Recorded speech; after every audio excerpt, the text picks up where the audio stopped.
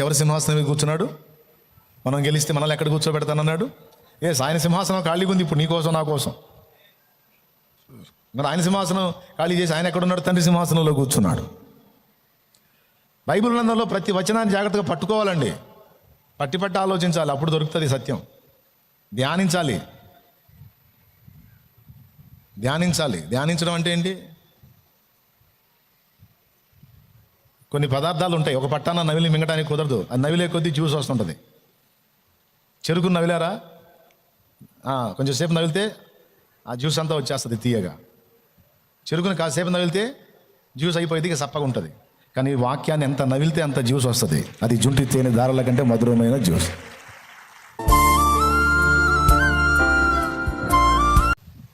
Bible గ్రంథంలో యోహాను సువార్త 14వ అధ్యాయం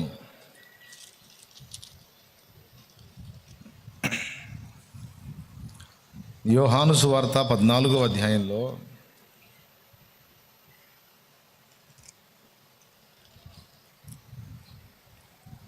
15వ వచనంలో ఒక మాట ఉంది చూడండి. 14, 15 కూడా చదువుతున్నాను. 14 కూడా చదువుతున్నాను. నా నామమున మీరు నన్నేమి అడిగినను నేను చేతును. మీరు నన్ను ప్రేమించిన ఎడల నా ఆజ్ఞలను గైకొందురు. నేను తండ్రిని వేడుకొందును, మీ యొద్ద ఎల్లప్పుడూ ఉండుటకై ఆయన వేరొక ఆదరణకర్తను అనగా సత్యస్వరూపియగు ఆత్మను నీకు అనుగ్రహించును. లోకము ఆయనను చూడదు, ఆయనను ఎరుగదు గనుక ఆయనను పొందనేరదు.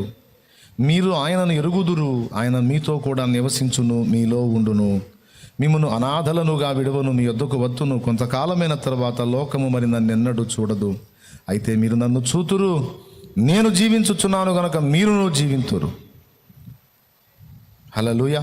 ప్రభునందు ప్రియులారా, మనం చదువుకున్నటువంటి వాక్య భాగం మీకు కొత్తది కాదు. అనేక సార్లు అదే వచనం చదివించి ఎన్నో విషయాలు మీకు బోధించాను. నా నామమున మీరు నన్ను ఏమి అడిగినను నేను చేతును అని యేసు ప్రభు అన్నాడు. నా నామములో తండ్రిని ఏమి అడిగినా తండ్రి ఇస్తాడు, అలాగే మీరు నా నామంలో నన్ను ఏమడిగినా కూడా నేను ఇస్తానని ఆయన మాట్లాడాడు. మనం యేసునామంలో తండ్రిని అడగవచ్చు, యేసునామంలో యేసును కూడా అడగవచ్చు. ఆ మాట అక్కడ రాయబడి ఉంది. ఒక్కొక్కళ్ళు అంటారు యేసునామంలో యేసును అడగటం ఏంది అంటారు. అడగమని ఆయనే చెప్పాడా? ఆయన చెప్తే నువ్వెవడు అడుగు నాకు అడ్డు చెప్పడానికి? స్తోత్రం. ఆయనే చెప్పాడు. అలాగే ఇంకొక విచిత్రమైన మాట కూడా అన్నాడు. 12వ అధ్యాయము యోహాను సువార్త ఒకసారి తీయండి.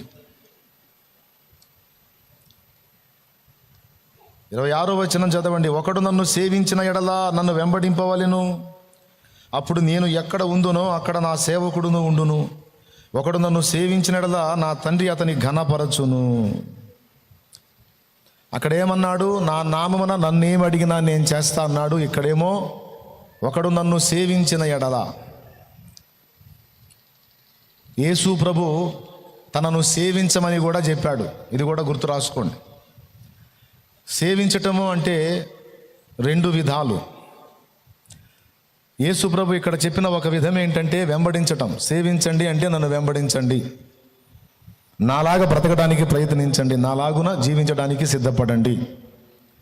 ప్రభువుని వెంబడించుట, ప్రభువుని సేవించుట. అలాగే ప్రభువుని సేవించుట అంటే కేవలం ఆయనను వెంబడించటమే కాదు, ఆయనను ఘనపరచుట, స్తుతించుట, సన్నుతించుట, మహిమపరచుట, ఆరాధించుట, ఆయనకు ప్రార్థన చేయుట, ఇవన్నీ కూడా ఆయనకి కృతజ్ఞతాస్తుతులు చెల్లించుట కూడా ఆయనను సేవించుటలో భాగమే. ఇది కూడా ఎందుకు చూపిస్తున్నానంటే మీరు అండర్లైన్ చేసుకొని పక్కన గుర్తు రాసుకుంటారని. ఎందుకంటే ఈ మధ్య కొంతమంది కుహనా మేధావులు బయలుదేరి యేసు ప్రభు దేవుడు కాదని ఒకడు, యేసు ప్రభుకి అంత పవర్స్ లేవని ఇంకొకడు, యేసు ప్రభు చిన్న దేవుడు, ఇంకొక ఆయన పెద్ద దేవుడు అని ఇంకొకడు, అట్లా ఎవరు బుర్రగ దోచినట్టు వాళ్ళు చెత్తంతా వాగుతున్నారు. ఇట్లాంటి వాళ్ళు తయారయ్యారు యూట్యూబ్ నిండా. కాబట్టి అన్నీ వినకుండా యేసు ప్రభు ఏమేం చెప్పాడో, పరిశుద్ధ గ్రంథం ఏం మాట్లాడుతుందో, మనం ఏం చేయాలో ఆ కర్తవ్యాన్ని మీకు బోధించడం నా బాధ్యత. అందులో భాగంగానే ఇప్పుడు ఈ వచనాలు కూడా చూపిస్తున్నాను. యేసు ప్రభుని సేవించమని యేసు ప్రభువు చెప్పాడు. యేసు నామములో ప్రార్థించమని యేసు ప్రభువే చెప్పాడు. యేసు ప్రభుని స్తుతిస్తున్నటువంటి ప్రజల్ని నాడు శాస్త్రులు, పరిసయ్యులు, యూదులు ఆపడానికి ప్రయత్నిస్తే మీరు వాళ్ళ నోళ్లు మూస్తే శిలలు కేకలు వేస్తాయని యేసయ్య చెప్పాడు. అంటే వాళ్ళను స్తుతించడానికి అవకాశం ఇచ్చాడు, సేవించమని ఆయనే చెప్పాడు, వెంబడించమని చెప్పాడు, ప్రేమించమని చెప్పాడు. ఆయన్ని ఆరాధించడానికి, స్తుతించడానికి, సన్నుతించడానికి మనకు అవకాశం ఇచ్చాడు. ఇప్పుడు చెప్పండి, తన నామమున మనల్ని ఏమైనా కూడా అడగమన్నాడు. ఇప్పుడు సేవించబడేవాడెవరు? దేవుడా, మానవుడా? నన్ను సేవించండి. ఒకడు నన్ను సేవించిన ఎడల అందులో ప్రధానమైన భాగం నన్ను ఫాలో అవటం అన్నాడు. జస్ట్ మీరు నన్ను వెంబడిస్తే చాలు అన్నాడా? వెంబడించడం అంటే ఏంటి? ఆయన ముందు పోతుంటే మనం వెనకపోవటమా? సరే, ఇంతకు ఏ పక్క ఉన్నాడు ఆయన? పోదాం ఆయన వెంటబడి. ఏ పక్క ఉన్నాడంటే బైబిల్లో ఉన్నాడు. బైబిల్లో ఆయన ఎలా నడిచాడో ఉంది. ఆ అడుగు జాడలను బట్టి నువ్వు నేను నడవాలి. అయితే అంతటితో ఆగిపోలా. కేవలం ఆయనను వెంబడించుట మాత్రమే, ఆయనను సేవించుట కాదు, ఆయనను ఆరాధించవచ్చు, స్తుతించవచ్చు, ప్రార్థించవచ్చు, ఆయనకి కృతజ్ఞతాస్తుతులు చెల్లించవచ్చు, ఆయన నామాన్ని ఊరేగించవచ్చు. దీన్ని ఎవడు కాదన్నా వాడు సాతాను సంబంధి. ఎందుకంటే ఒక్క సైతానుకే యేసును స్తుతించడం ఇష్టం ఉండదు. యేసు ప్రభుతోనే వాడి శత్రుత్వం, యేసు ప్రభు మీదనే వాడి పగంతా,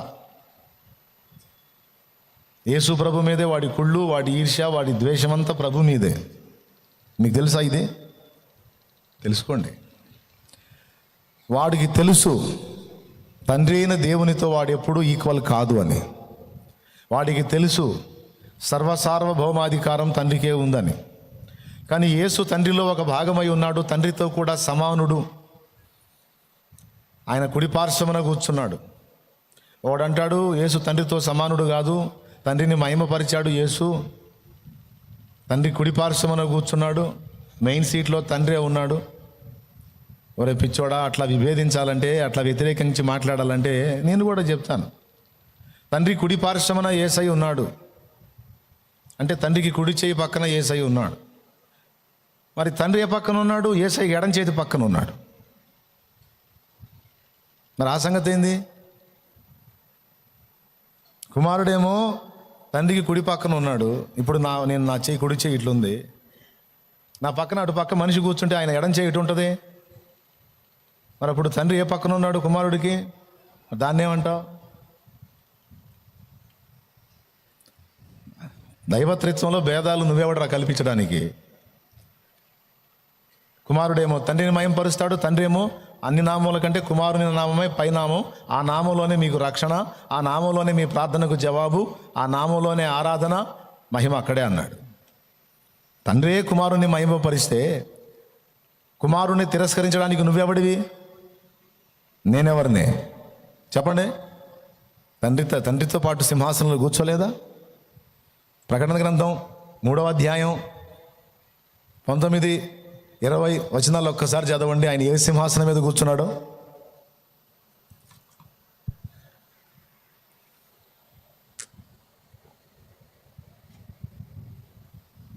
ఆ జూమ్లో కనిపించేవాళ్ళు కూడా బైబిల్ తిరగండమ్మా, బైబిల్ తీయండి. నేను జయించి నా తండ్రితో కూడా ఆయన సింహాసనమందు కూర్చుని ఉన్న ప్రకారం. గద్దుగో నేను జయించి నా తండ్రితో కూడా ఆయన సింహాసనమందా పక్క సింహాసనంలోనా? అదిగో దానికి ఏమంటారు? జయించి తండ్రి సింహాసనంలో కుమారుడు కూర్చున్నాడంట. ఆయన సింహాసనంలో నేను కూర్చుని ఉన్న ప్రకారము జయించువాణ్ణి నాతో కూడా నా సింహాసనమందు కూర్చుండని. దేవునికి స్తోత్రం కలుగును గాక. యేసు ఎవరి సింహాసనం మీద కూర్చున్నాడు? మనం గెలిస్తే మనల్ని ఎక్కడ కూర్చోబెడతానన్నాడు? ఆయన సింహాసనం ఖాళీగా ఉంది ఇప్పుడు, నీ కోసం నా కోసం. మరి ఆయన సింహాసనం ఖాళీ చేసి ఆయన ఎక్కడున్నాడు? తండ్రి సింహాసనంలో కూర్చున్నాడు. బైబిల్ గ్రంథంలో ప్రతి వచనాన్ని జాగ్రత్తగా పట్టుకోవాలండి, పట్టి ఆలోచించాలి, అప్పుడు దొరుకుతుంది సత్యం. ధ్యానించడం అంటే ఏంటి? కొన్ని పదార్థాలు ఉంటాయి, ఒక పట్టాన నవిలి మింగటానికి కుదరదు, అది నవిలే కొద్దీ జ్యూస్ వస్తుంటుంది. చెరుకును నవిలారా, కొంచెం సేపు నవిలితే ఆ జ్యూస్ అంతా వచ్చేస్తుంది తీయగా. చెరుకుని కాసేపు నవిలితే జ్యూస్ అయిపోయింది, ఇక సప్పగా ఉంటుంది. కానీ వాక్యాన్ని ఎంత నవిలితే అంత జ్యూస్ వస్తుంది. అది జుంటి తేనె దారాల కంటే మధురమైన జ్యూస్. దైవవాక్యాన్ని అలా ధ్యానించాలి. ఇప్పుడు తండ్రి కుమారుణ్ణి ఘనపరిస్తే కుమారుణ్ణి తృణీకరించడానికి నువ్వు నేనెవరు? కానీ సాతానుగాడు కుళ్ళు పెట్టుకుంది ఎవరి మీద అంటే కుమారుడి మీద. ఎందుకు కుమారుడి మీద పెట్టుకున్నాడంటే, మనకంటే ముందు దేవదూతల లోకం సృష్టించబడ్డప్పుడు మనుషులలో మనిషిగా మన దగ్గరకు వచ్చి ఎలాగ తండ్రిని మహిమపరిచాడో యేసయ్య, అలాగే మనకంటే ముందు దేవదూతల లోకంలో సృష్టించబడినప్పుడు త్రియేక దేవుడేమో సమీపించడానికి తేజస్సులో ఉన్నాడు, సృష్టింపబడిన దేవదూతల ప్రపంచమేమో వేరుగా ఉంది.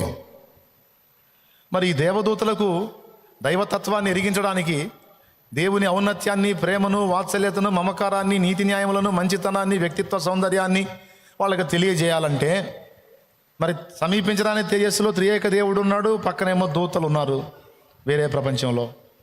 గనుక ఏం చేశాడంటే, తండ్రిలో ఒక భాగమై ఉన్న ఈ కుమారుడే, ఆ దూతలను సృష్టించినటువంటి ఆ కుమారుడే, ఆ సమస్తాన్ని నిర్మించిన ఆ కుమారుడే, ఆ దూతల ప్రపంచాలను నిర్మించిన ఆ కుమారుడే ఒక దూతలాగా వచ్చాడు. ఆ దూతలలోకి తండ్రి దగ్గరికి పోయి అందులో ఆ సమీపించడానికి తేజస్సులో ప్రవేశించినప్పుడు సంపూర్ణ దేవుడు. ఆయన తండ్రితో ఉండగలడు, ఇటు దూతలతో ఉండగలడు. అలాగ ఉండునట్లు తను తాను సిద్ధపరచుకొని వచ్చాడు దూతల దగ్గరికి. ఇప్పుడు నువ్వెవరు నాయన అంటే, నేను కూడా దూతనే అన్నాడు. భూమి మీదకి వచ్చినప్పుడు ఏం చెప్పాడు? మనుష్య కుమారుడు అని చెప్పాడు. గుర్తుందా? ఉందా? అట్లాగే దూతల లోకంలోకి పోయినప్పుడు దూతనే అన్నాడు. నువ్వు మాలాంటి దూతవేనా? అవును, దూతనే. మరి అక్కడి నుంచి వచ్చావు? అక్కడికి వెళ్ళేదానికి వచ్చేదానికి నాకు అవకాశం ఉందిలే. సరే. ఇంతకు ఆయన సంగతులేంది? చెప్తాను వినండి. అది ఆయన సంగతులన్నీ ఇక్కడ చెప్తాడు. వీళ్ళు ఆయనకు చెల్లించే కృతజ్ఞతాస్తుతిని ఆయనకు సమర్పిస్తాడు. మళ్ళీ అందరితో కలిసి ఈయన కూడా ఆయన స్తుతిస్తాడు తండ్రిని. అందుకే కుమారుడు అంటే తండ్రికి ఇష్టం. తండ్రితో సమానుడై ఉన్నప్పటికీ కూడా ఆయన తను తగ్గించుకొని దూతలతో కలిసి తండ్రిని ఆరాధిస్తాడు, మనుషులతో కలిసి తండ్రిని ఆరాధిస్తాడు. వాస్తవానికి ఆరాధించేవాడే ఆరాధనీయుడు. అందుకని తండ్రిని కుమారుడు మహిమపరుస్తాడు. మరి తండ్రి ఏమో తక్కువ, తండ్రి ఏమో కుమారుడిని మహిమపరుస్తాడు. ఇదిగో ఈయన నా ప్రియ కుమారుడు, ఈయన యందు నేను ఆనందించుచున్నాను. అది దైవత్రిత్వంలో ఉన్న అద్భుతమైన సౌందర్యం. కానీ దూతలలో ఒక దూతగా వచ్చినందుకు దూతలలో కొంతమంది ఆయనను తృణీకరించారు. మనుషులలో ఒక మనుష్యుడిగా వచ్చినందుకు నేటికి కొంతమంది మనుషులు యేసును తృణీకరిస్తున్నారు. ఇప్పుడు భూమి మీద ఎలాగ జరుగుతుందో నాడు దూతల లోకంలో అలాగే జరిగింది. అలాగే జరిగిందంటానికి బైబిల్లో నిరూపణ ఉంది. చాలాసార్లు చూపించా, మళ్ళీ ఒక్కసారి చూపిస్తా, సందర్భం వచ్చింది కాబట్టి. మీరు చెప్పండి, దైవకుమారుడైన యేసయ్య స్తుతికి, స్తోత్రమునకు, కృతజ్ఞతకు, మహిమకు, శక్తికి, బలమునకు, ప్రసిద్ధికి అర్హుడా కాదా? అర్హుడా కాదా? స్తుతిపాత్రుడా కాదా? స్తోత్రార్హుడా కాదా? ఈ సంగతి దూతలకు తెలుసా లేదా? తెలుసా? తడబడ్డారు. ఎప్పుడు తెలిసిందో తెలుసా? తండ్రి చిత్తం నెరవేర్చడానికి భూమి మీదకి వచ్చి మనుషులలో మనిషిగా పుట్టి 30 ఏళ్ళు బాధ్యతలు నెరవేర్చి 3.5 సంవత్సరం తండ్రి చిత్తం నెరవేర్చి మానవాళి రక్షణకై సిలువలో ప్రాణం పెట్టి మరణ పునరుద్ధానాలు చెంది మహిమలోనికి చేరిన తర్వాత అప్పుడు అంటున్నారు దూతలు, ఇదిగో వధింపబడి ఉన్న గొర్రె పిల్ల. ఏం పొందటానికి అర్హుడు అంటున్నారు? ప్రకటన గ్రంథము 5వ అధ్యాయము 11వ వచనం. అది మరియు నేను చూడగా సింహాసనమును, జీవులను, పెద్దలను ఆవరించున్న అనేక దూతల స్వరము వినబడెను. వారి లెక్క కోట్ల కొలదిగా ఉండెను. అదిగో వారు వధింపబడిన అనేక దూతల స్వరము వినబడెను. వారి లెక్క 100 కొలదిగా ఉండెనా? కోట్ల కొలదిగా ఉండెను. ఆ కోట్ల కొలదిగా ఉన్న దేవదూతలకు అంతవరకు ఫుల్ క్లారిటీ అయితే లేదు. ఎందుకంటే వాళ్ళలో అనుమానపు బీజాలు నాటబడ్డాయి. నాటినవాడు అపవాది. ఎందుకంటే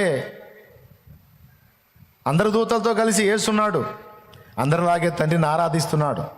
కాకపోతే అప్పుడప్పుడు ఆ మహిమలోకి పోయి వస్తున్నాడు అంతే, తప్పించి ఇంకేం లేదు. దూతలలో కెరూబులు ఉన్నారు, శరాపులు ఉన్నారు, దూతలు ఉన్నారు, క్యాడర్స్ ఉన్నాయి, ఉదయ నక్షత్రాలు ఉన్నారు, 24 పెద్దలు, అదొక సపరేట్ జోన్, వాళ్ళదొక విభాగం, వాళ్ళు ఉన్నారు. 6 రెక్కలతో ఎగిరే శరాపులు ఉన్నారు. 2 రెక్కలతో ఎగిరేటువంటి సామాన్య దూతలు ఉన్నారు. దూతలందరికీ ఒకే మహిమ లేదు నానాలు, దూతలలో కూడా వేరియేషన్ ఉంది. ఉదయ నక్షత్రం అంటే టాప్ రేంజ్. అందులో సమాచార దూతలు, గాబ్రియల్ సమాచార దూత, మిఖాయిల్ పోరాడే దూత, రఫాయేల్ అనేవాడు పోరాడే దూత, ఇట్లా ఉన్నారు. ఉదయ నక్షత్రం అంటే దైవ ప్రత్యక్షతకు ముందు వచ్చి సమస్తాన్ని చక్కబెట్టేటువంటి, మీకు తెల్లవారుజామున వచ్చే వేకువచొక్క ఎంతమందికి తెలుసా? తూర్పున పొడుచుద్ది. ఎంతమంది చూసారో చేతులు ఎత్తండి. చూస్తే చేతులు ఎత్తు, లేకపోతే వేసవి కాలమేగా, ఇంకా ఆరు బయట వేసుకుంటారుగా. దోమలు మామూలు గుట్టట్లా, దోమతరలు వేసుకోండి, వేసుకొని ఆరు బయట తెల్లవారుజామున కాస్త పెందలాళ్ళు లేచినప్పుడు తూర్పున చూడండి. అన్ని చుక్కలన్నీ అదృశ్యమైపోయి ఒక్క చుక్క మిణుకు మిణుకు మిణుకు మిణుకుమంట పెద్ద సైజులో వెలుగుతూ ఉంటుంది. దాన్ని మార్నింగ్ స్టార్, ఉదయ నక్షత్రం, వేకువ చుక్క అంటారు. వేకువన్నా, ఉదయం అన్నా, మార్నింగ్ అన్నా ఒకటే. మళ్ళీ మార్నింగ్ ఈవినింగ్ అంటే ఒకటి కాదు. దేవునికి స్తోత్రం, హల్లెలూయా. అది అట్లా సపరేట్గా కనపడిద్ది. ఆ చుక్క మనకి ఒక సంకేతం అన్నమాట. అన్ని స్టార్స్ అదృశ్యమైపోయి ఆ ఒక్కటి తళుకు తళుకు మెరుస్తా మనల్ని పలకరిస్తుంటుంది. దాని అర్థం ఏంటంటే ఇక తెల్లవారుతున్నది, ఇక సూర్యోదయం కాబోతుంది, సూర్యుడు రాబోతున్నాడు, సిద్ధపడండి అని ఒక పిలుపు ఆ మార్నింగ్ స్టార్ ఉదయ నక్షత్రం ఇస్తుంది. ఉదయ నక్షత్రం కనపడిందంటే ఇంకా సేపటికి సూర్యోదయం అవుతుందని అర్థం. అలాగే ఆయా ప్రపంచాల్లోనికి తండ్రి ఒకవేళ సంచారానికి వస్తే ఆ ముందు వెళ్తారన్నమాట ఉదయ నక్షత్రాలు. ఇదిగో తండ్రి వస్తున్నాడు, సిద్ధంగా ఉండండి, దేవుడు వస్తున్నాడు, సిద్ధంగా ఉండండి అని. ఆ స్థాయిని ఉదయ నక్షత్రం అంటారు. వాళ్ళు కూడా పాటలు పాడుతారు, జయధ్వనులు చేస్తారు, స్తుతిస్తారు తండ్రిని. అది ఏబు గ్రంథము 38వ అధ్యాయము 7వ వచనంలో ఉంటుంది. దేవుని దూతలందరూ ఆనందించి జయధ్వనులు చేసినప్పుడు, ఉదయ నక్షత్రములు ఏకముగా కూడి పాడినప్పుడు దాని మూలరాతిని వేసిన వాడెవరు అంటే భూమిని నిర్మించేటప్పుడు జరిగిన ఘట్టం ఇది. ఉదయ నక్షత్రములు ఏకముగా కూడి పాడినప్పుడు అన్నాడు. ఉదయ నక్షత్రాలు ఏకంగా కూడి పాడటం ఏంటి అంటే, దేవుడు సృజించినటువంటి కోటాను కోట్ల ప్రపంచములలో దేవుడు ఏర్పరచుకున్న ఉదయ నక్షత్రాలు ఉన్నాయి. అంటే మెయిన్ లీడర్స్ అన్నమాట వాళ్ళు. అలాంటి ఉదయ నక్షత్రాల్లో సాతాను కూడా ఒక ఉదయ నక్షత్రమే, వాడు కూడా ఒక తేజో నక్షత్రమే, వాడు కూడా ఒక వేకువ చుక్కే. ఎందుకంటే యెషయా గ్రంథము 14వ అధ్యాయము 12వ వచనంలో తేజో నక్షత్రమా వేకువ చుక్క, అద్దుగో వేకువ చుక్క అన్నది రౌండ్ కొట్టాలి. తేజో నక్షత్రమా వేకువ చుక్క, నీవెట్లు ఆకాశము నుండి పడితివి, జనములను పడగొట్టిన నీవు నేల మట్టము వరకు ఎట్లు నరకబడితివి అని అడుగుతున్నాడు. అది ఎవరిని కూర్చిన ప్రవచనం? సాతానును కూర్చే. వాడిని కూర్చి ఏమన్నా వేకువ చుక్కట, తేజో నక్షత్రమట. ఇప్పుడు ప్రకటన గ్రంథము 22వ అధ్యాయము 16వ వచనం చదువు. యేసు తన్ను గూర్చి తాను ఏం చెప్పుకున్నాడో. సంఘముల కోసం ఈ సంగతులను గూర్చి మీకు సాక్ష్యం ఇచ్చుటకు యేసు అను నేను నా దూతను పంపి ఉన్నాను. నేను దావీదు చిగురును సంతానమును ప్రకాశమానమైన వేకువ చుక్కనై ఉన్నాను. అద్దుగో. ఇప్పుడు చెప్పండి, యెషయా గ్రంథం 14:12లో సాతాను ఒక వేకువ చుక్క, ప్రకటన గ్రంథం 22:16లో యేసు అను నేను దావీదు వేరు చిగురును సంతానమును ప్రకాశమానమైన వేకువ చుక్కనై ఉన్నాను. ఇప్పుడు యేసయ్య వేకువ చుక్కే, సాతాను కూడా వేకువ చుక్క. అంటే ఈక్వల్ అని వాడు ఫీల్ అయ్యాడు. కానీ ఈక్వల్ కాదు. ఎందుకో తెలుసా? వేకువ చుక్కలాగా వచ్చాడు, కానీ వచ్చినోడు నిజంగా ఈ సాతానులాగా చుక్క కాదు, సృష్టికర్తే. కానీ వేకువ చుక్కలాగా వచ్చాడు, తగ్గించుకున్నాడు. సృష్టికర్తే, మనల్ని మనుషులు చేసినోడే, ఈ బొమ్మను చేసి ఊపిరిదినోడే యేసయ్య. కానీ భూమి మీద మనుషుల్లో మనిషిగా వస్తే ఇప్పుడు మనిషి లెక్క చేస్తున్నాడా? ఆయన ఒక మనిషి అయితే ఆయన పట్టుకొని దేవుడు అంటారేంది అంట. మనుషులలో మనిషిగా వచ్చినందుకు మనుషులలో కొందరు ఆయనను లెక్క చేయలేదు, తమతో పాటు సమానుడు అనుకున్నారు. దూతలలో దూతగా వచ్చినప్పుడు దూతలలో కూడా కొందరు ఆయనను లెక్క చేయలేదు. అర్థమైందా? ఆయనతో వారు ఈక్వల్ అని ఫీల్ అయ్యారు. మరి అంత దేవుడై ఉండి ఆయన దూతల్లో దూతగా వ్యవహరిస్తుంటే తండ్రి ఊరుకుంటాడా? ఆయన ఏందో తండ్రికి తెలుసు. కాబట్టి ఒకరోజు తండ్రి అందరూ కలిసి ఇదిగో ఆయనకు నమస్కరించండి అన్నాడు. ఎవరిని చూపించి? వేకువ చుక్కగా ఉన్న యేసయ్యను చూపించి. అప్పటిదాకా సైతాన్ గాడి మైండ్ బాగానే ఉంది. అప్పటిదాకా సైతాన్ మంచివాడే, బాగానే ఉన్నాడు. ఎప్పుడైతే కుమారుని తండ్రి ఘనపరిచాడో అది వాడికి అభ్యంతరమైంది, బాధ కలిగింది. ఎందుకో తెలుసా? నేను తేజో నక్షత్రమునే, నేను వేకువ చుక్కనే, నేను ఒక కెరూబుని, నేను శ్రేష్ఠున్నే కదా. సరే నేను కాదు, ఇంకా చాలామంది ఉన్నారు. వాళ్ళందరినీ విడిచిపెట్టి ఈయనకు మొక్కమని చెప్పడం ఏంటి? చెప్పినోడు నన్ను కూడా మొక్కమని చెప్పొచ్చు కదా, నాకు కూడా మొక్కమని చెప్పొచ్చు కదా. అందరం కలిసి ఆయన కాలు మొక్కేదేంది? అందరం కలిసి ఆయన అధికారానికి లోబడేదేంది? మాలో ఒకడు అని వీడు దేవుణ్ణి తప్పుబట్టాడు. అప్పటి నుంచి దేవుణ్ణి అపార్థం చేసుకున్నాడు, మిస్అండర్స్టాండింగ్ చేసుకున్నాడు. దేవుడు ఒక కంట్లో బెల్లం, ఒక కంట్లో సున్నం పెడతాడు. దేవుడు పక్షపాతి. దేవుడికి అందరూ ప్రశాంతంగా, సంతోషంగా, సుభిక్షంగా, గౌరవనీయంగా ఉండటం ఇష్టం ఉండదు. ఎందుకో ఆయన ఇష్టం కొంతమందిని హెచ్చిస్తాడు, కొంతమందిని తగ్గిస్తాడు. న్యాయం ఉండదు, పాడు ఉండదు అని వాని మనసులో విషం ప్రవేశించింది, పాపము ప్రవేశించింది. అయితే వెంటనే బయటపడలా. వాళ్ళలో కలిగిన ఈ భావాన్ని దేవుడు గుర్తించాడు. వాడిని ఏమనలా, వాడిని అక్కడి నుంచి పంపిలా. వాడి కలిగినటువంటి దురభిప్రాయాన్ని దూతలందరికీ చెప్పనిచ్చాడు. కొన్నిసార్లు మన మీద చెడ్డ ప్రచారము జరగటానికి దేవుడు అనుమతిస్తాడు. గుర్తుపట్టండి ఈ విషయం. ఎందుకంటే దేవుడే తన్ను గూర్చి తానే చెడ్డ ప్రచారము వచ్చేటట్టు అనుమతించాడు. ఇది ఎందుకో తెలుసా? మనుషుల్ని వడపోయటానికి, పరీక్షించడానికి.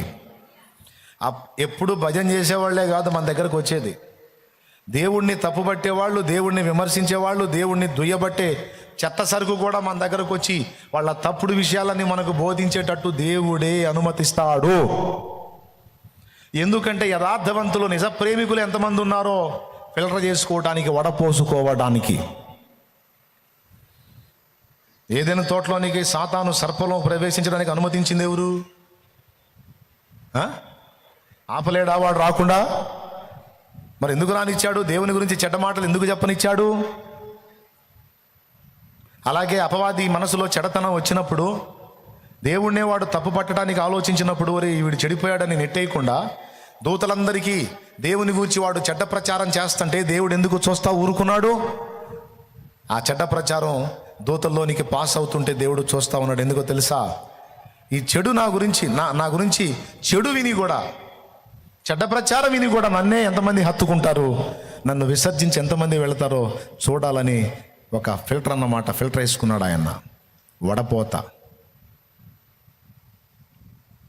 ఉదాహరణకి 100 కోట్ల మంది దేవదూతలు ఉన్నారు అనుకుందాం, ఇంకా పెంచున్నారులే, ఉదాహరణకి చెప్తున్నా. 100 కోట్ల మంది దూతలకు వీడు ప్రసంగాలు చేస్తుంటే చేయనిచ్చాడు దేవుడు. ఆఖరి ప్రసంగం కూడా అయిపోనిచ్చాడు. అప్పుడు చూస్తే 1/3 వంతేమో సాతాను బోధకులు లొంగి సాతాను పక్షమయ్యారు, 2 వంతులేమో దేవుడు మంచోడో చెడ్డోడో మాకు అనవసరం, ఆయన సృష్టికర్త, ఆయన అధికారి, ఆయన యజమాని, ఆయనతో పెట్టుకుంటే నామరూపాలు లేకుండా నాశనం అవుతాం. లేని మనల్ని సృష్టించింది ఆయన, ఉన్న మనల్ని లేకుండా చేసే దమ్మున్నోడు ఆయన. తప్పొప్పులుంటే ఆయనే చెబుతాడు, అంతేగాని తొందరపడి పెద్ద ఆయన తిరస్కరించకూడదు. మనకు అర్థం కాని సంగతులు ఉంటే ఆయనే నిదానంగా చెప్తాడు. కాబట్టి మనం అనవసరంగా ఆవేశపడి ఇతని మాటలు విని మనం ఆయన వదిలిపెడితే, సృష్టికర్త మీద తిరుగుబాటు చేస్తే నామరూపాలు లేకుండా మనమే నాశనం అవుతాం. ఎందుకు వచ్చిన గొడవ? మనకి దేవుడే కావాలి అనుకున్న వాళ్ళు 66.5 కోట్ల మంది అనుకో. 33.5 కోట్లు ఏమన్నారో తెలుసా? బ్రదర్ లూసిఫర్, నువ్వు మాట్లాడిన విషయాలన్నీ మాకు చాలా వాస్తవాలు అనిపించాయి. నిజమే, ఆయనే పూజార్హుడా, ఆయనే స్తోత్రార్హుడా, ఆయనే స్తుతిపాత్రుడా, ఆయనే మహిమా ఘనత ప్రభావములు పొందడానికి అర్హుడా. ఆయనకున్న అర్హత ఏంది, మనకు లేనిదేంది? నిజమే, తండ్రి అన్నప్పుడు అందరినీ సమానంగా చూడాలి, ఈక్వల్గా చూడాలి. ఆయనను మొక్కించుకునే స్థానంలో పెట్టడం ఏంది, మనల్ని మొక్కే స్థానంలో పెట్టడం ఏంది? What is this non sense? ఏమండి అని వాళ్ళు రివర్స్ అయిపోయి, చెప్పు ఏం చేద్దామో లూసిఫర్, నువ్వే చెప్పు, నీ మాట చొప్పున మేము నడుస్తామని 33.5 కోట్ల మంది, ఎగ్జాంపుల్గా చెప్తున్నాను, డివైడ్ అయ్యారు. ఎప్పుడైతే ఆ క్లారిటీ వచ్చిందో తండ్రికి, అప్పుడు 66.5 కోట్ల మందిని అక్కడుంచి 33.5 కోట్లను అక్కడి నుంచి నెట్టివేశాడు. అలా నెట్టివేయబడి అక్కడి నుంచి ఆకాశ మండలం మీదకి వచ్చి అక్కడ పడ్డారు. వాళ్ళ హోదాలు, పదవులు, స్థానాలు కోల్పోయారు. బహిష్కరణకు గురై వచ్చి ఆకాశ మండలంలో పడ్డారు. అది వాళ్ళ ప్లేస్. అది ఎఫెసీ పత్రిక 6వ అధ్యాయము 12వ వచనం. మనం పోరాడుతున్నది శరీరులతో కాదు, ప్రధానులతోనూ అధికారులతోనూ ప్రస్తుత అంధకార సంబంధులకు లోకనాథులతోనూ ఆకాశ మండలమందున దురాత్మల సమూహములతోనూ మనం పోరాడుచున్నామన్నాడు. అక్కడ అడ్రస్ చెప్పాడు. ఎక్కడున్నారు? ఆకాశ మండలమందున దురాత్మల సమూహం. అక్కడుండి దేవుడు భూమిని నిర్మించి, మానవ జాతిని నిర్మించి, అంతా రెడీ చేసి, ఆనాడు దూతల్ని శోధించడానికి వాడికి ఎలా ఛాన్స్ ఇచ్చాడో, అలాగే మానవులను శోధించడానికి కూడా వాడికి ఛాన్స్ ఇచ్చాడు. సేమ్ సన్నివేశాలు రిపీట్ అయినాయి, అంతే విషయం. అప్పుడు వాళ్ళలోకి వచ్చి దేవుడి మీద ఎలాగైతే దురభిప్రాయాలు బోధించి చిచ్చు పెట్టాడో, అట్లాగే హవ్వ దగ్గరికి వచ్చి కూడా సేమ్ మాట్లాడాడు. ఈ తోటలోని దేని పండ్లనైనా తినొద్దని దేవుడు మీకు చెప్పాడా? ఏదన్నా చెప్పాడా? ఎందుకంటే ఏదన్నా దుర్బుద్ధి ఎదుటోళ్ళలో పుట్టించాలంటే దేవుడు ఏదో ఒకటి చెప్పుంటాడు కదా, దాన్ని మీరేటట్టు చేస్తే చాలు. ఏదన్నా తినొద్దని చెప్పాడా అన్నాడు. అంటే మీకు ఏదన్నా ఆజ్ఞాపించాడా? ఇలా ఉండొద్దు, ఇలా ఉండండి, ఇలా ఉండొద్దు, ఇలా చేయండి అని ఏదన్నా ఆజ్ఞాపించాడా? అవునండి ఈ విధంగా ఉండొద్దని ఆజ్ఞాపించాడు. అంటే ఎందుకు ఉండకూడదు? అసలు అవన్నీ చేసింది ఎవరు? ఆయనేగా. ఆయనే చేసి ఆయనే అవి చేయొద్దంటే ఎట్లా? ఈ సృష్టిలో మందు అనేది ఎవరు కనిపెట్టారు? ఎవరు తయారు చేశారు? ఎవరు అసలు అవన్నీ కూడా వచ్చేటట్టు పుట్టించింది ఎవరు? ఆయనేగా. ఆయనే సృష్టిస్తాడు. మందు తాగుతా అంటే తాగొద్దు అంటాడు. స్త్రీ పురుషులలో లైంగిక వాంఛలు పుట్టించింది ఎవరు? ఆయనే కదా. కోరికలు, వాంఛలు కలిగే దేహాన్ని ఇచ్చింది ఎవరు? ఆయనే కదా. కామం అనే పైచరాసం పోసింది ఎవరు మనలో? ఆయనే కదా. ఆయనే పోస్తాడు. ఆ కామంతో అడుగులేసిన తప్పు అంటాడు. ఏదే